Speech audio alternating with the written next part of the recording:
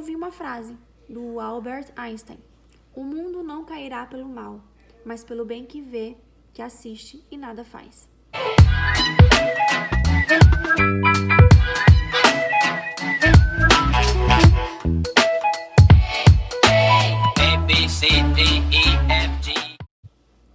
Quinto episódio, Como Construir uma Vida na Rocha. O Holy Friday de hoje vai falar sobre Tool for Lives, que é o projeto que o Senhor me entregou através de um sonho. Eu vou contar um pouquinho a história para vocês e a gente vai fazer uma reflexão, né, do que Deus fala e pensa sobre isso.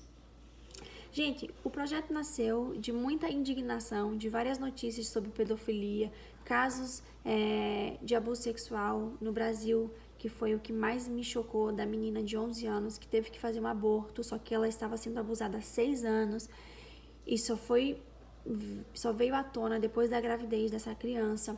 Enfim, e o mundo se dividiu. Também não entendo como que o mundo pode se dividir, né, numa situação dessa, ao invés de se unir e orar pela vida dessa criatura, dessa menina.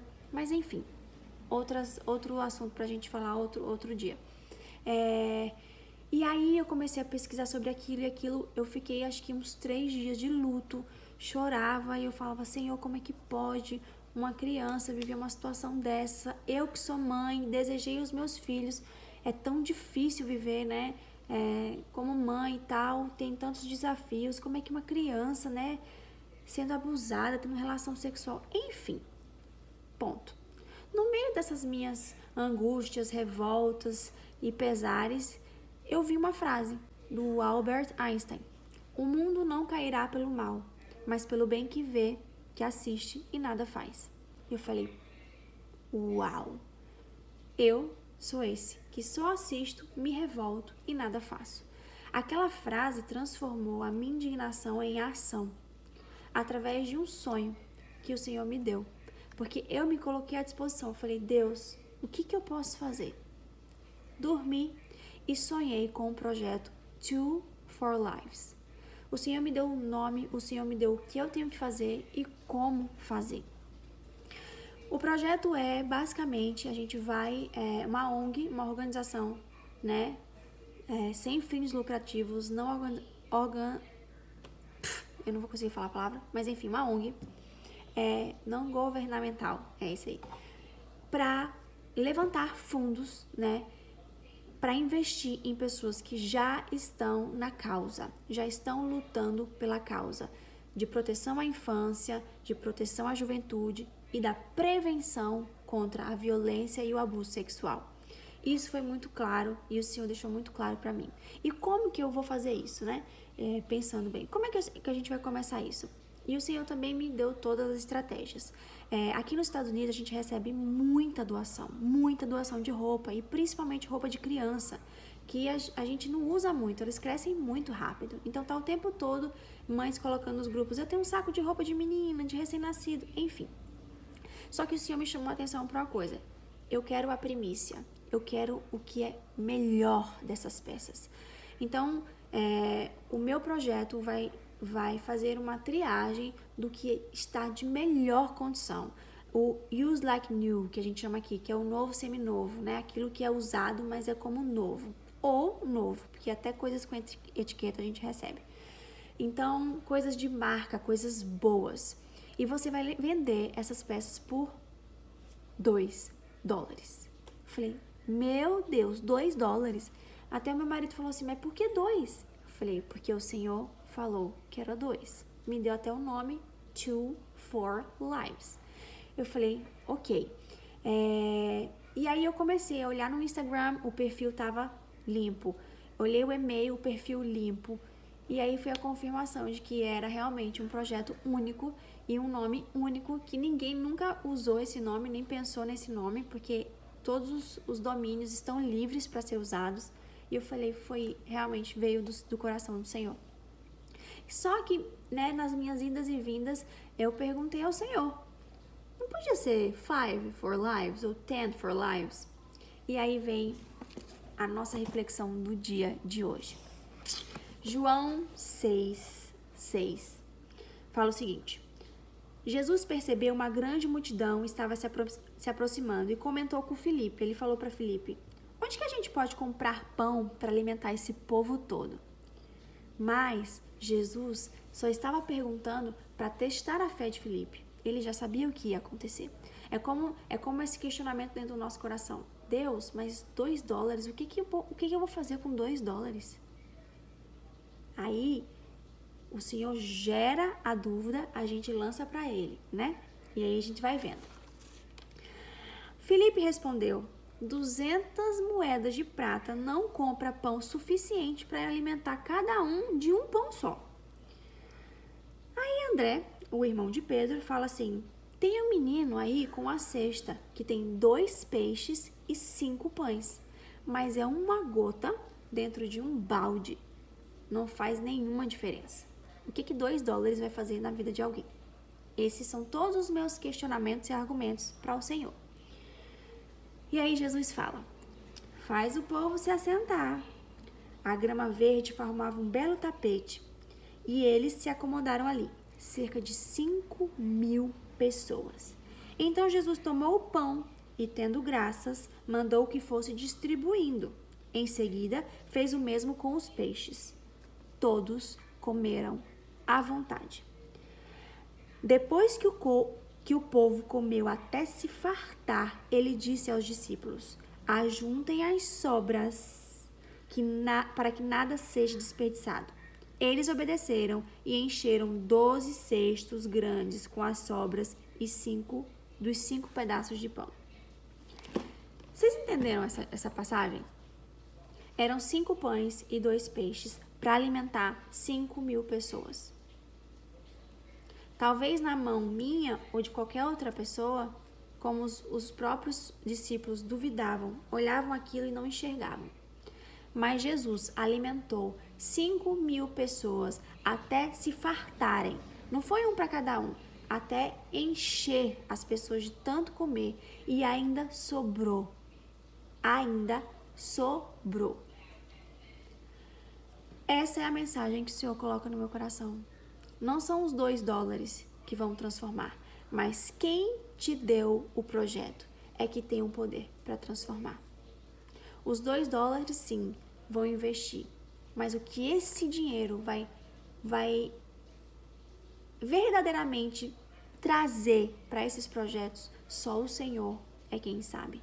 E eu creio que o meu pequeno projeto, a minha gota dentro de um balde, os meus 2 peixes e 5 pães, em frente a 5.000 pessoas, vão ser suficientes, ou até mais que suficientes, vão sobrar, porque estão na mão da pessoa certa, que é Jesus Cristo.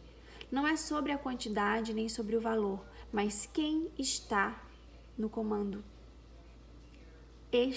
Esta é a nossa reflexão do dia de hoje. Quem está no comando? Quando a gente vai para a palavra de Deus, a gente vê muitas outras passagens que falam sobre isso, né? A gente sabe da viúva pobre que deu de oferta 2 moedas somente, enquanto os milionários e ricos da região davam muitas moedas de prata, enfim.